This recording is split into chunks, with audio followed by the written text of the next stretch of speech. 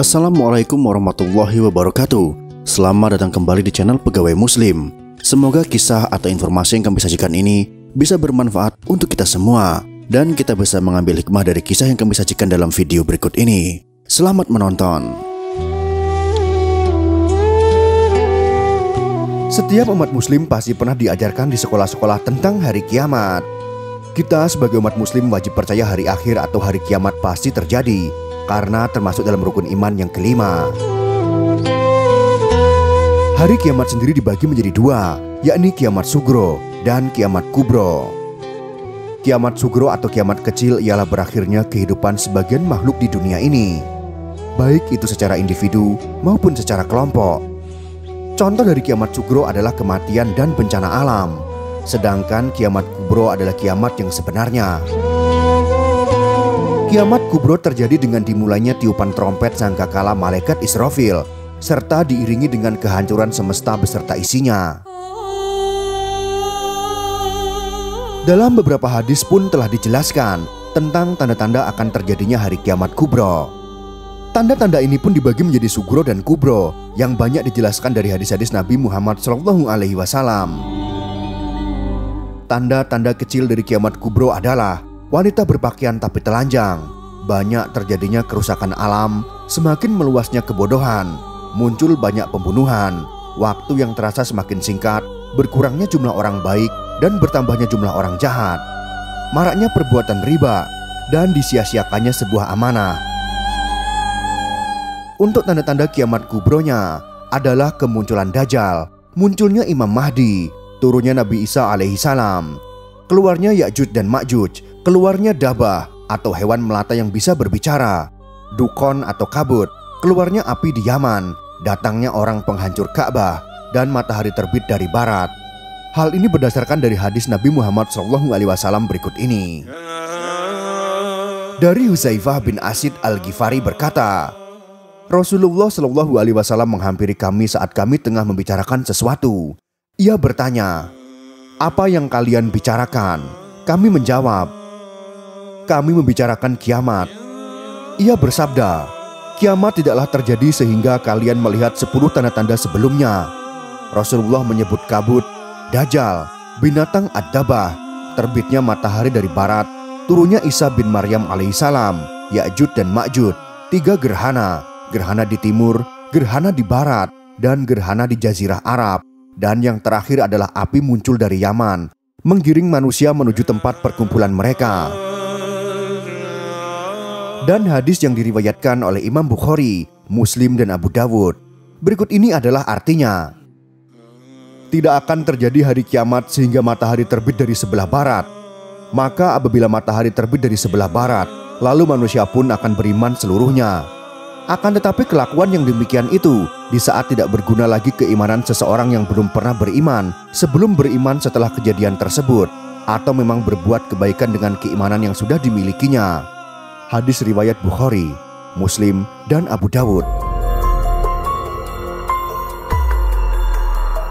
Namun sebelum sampai pada akhir tanda-tanda kiamat kubro, umat muslim akan diwafatkan sebelum sampai pada tanda terakhir kiamat, seperti diriwayatkan dari Ibnu Umar bahwa Rasulullah SAW bersabda, "Kemudian Allah melepaskan angin dingin yang berhembus dari Syam, maka tidak ada seorang pun dari manusia yang beriman kecuali dicabut nyawanya, sehingga yang tersisa hanya manusia jahat yang tidak memiliki keimanan.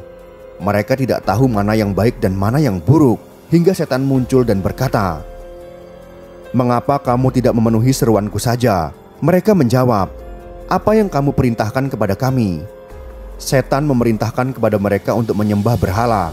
Mereka pun mengikuti saran tersebut, sedangkan mereka berada dalam kehidupan yang serba kecukupan. Kemudian hari kiamat pun datang. Hadis riwayat Muslim dan hadis riwayat Ahmad.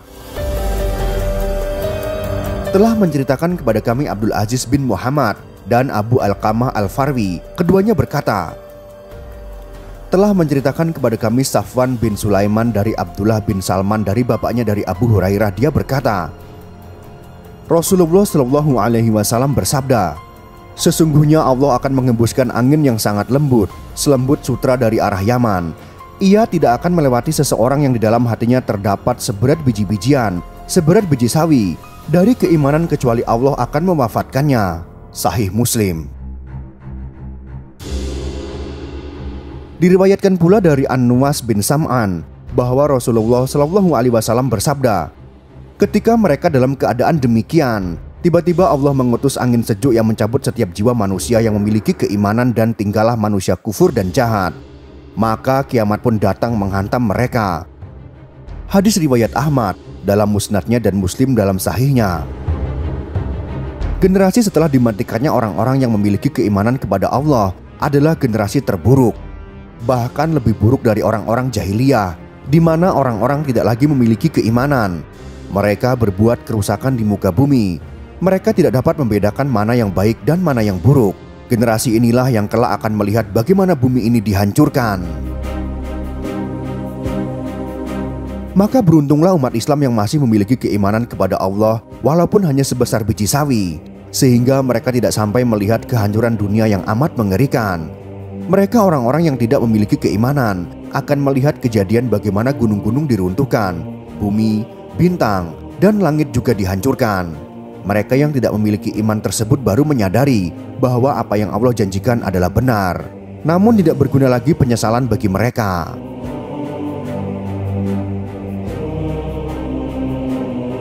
Terdapat satu kisah di mana sebelum malaikat Israfil meniup trompet sangkakala sebagai berakhirnya dunia, di mana tersisa satu orang manusia yang masih hidup.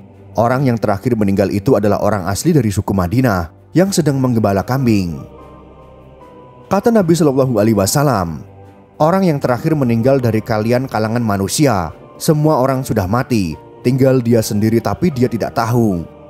Dia sudah menggembala kambing. Kemudian dia masuk dengan gembalanya ke kota Madinah. Dia temukan semuanya tidak ada kehidupan, tidak ada orang, tidak ada binatang, tidak ada apa-apa, tinggal dia sendiri. Pada saat dia meletakkan telapak kakinya di kota Madinah, maka pada saat itulah dia meninggal. Dan inilah manusia terakhir yang meninggal sebelum ditiup sangkakala terakhir. Dari kisah tersebut, banyak ulama yang berbeda pendapat. Ada ulama yang mengatakan bahwa kejadian itu adalah ketika kiamat kecil. Namun ada pula ulama yang mengatakan bahwa itu terjadi ketika kiamat besar terjadi. Untuk makhluk ciptaan Allah yang terakhir diwafatkan, ada beberapa hadis tentang ini dari para sahabat. Rasulullah pernah bertanya kepada malaikat maut siapa yang tersisa dari ciptaannya, karena dia adalah yang paling berpengetahuan dari mereka yang tersisa. Dan malaikat maut mengatakan kepadanya bahwa hanya dia yang tersisa. Syekh Salih Al-Munjid dalam Maut Al-Malaikat menjelaskan nantinya Allah akan memerintahkan malaikat maut untuk mati paling akhir dari semua makhluk. Namun saat di alam kematian, malaikat maut nantinya tidak akan melalui cara yang sama seperti makhluk lainnya.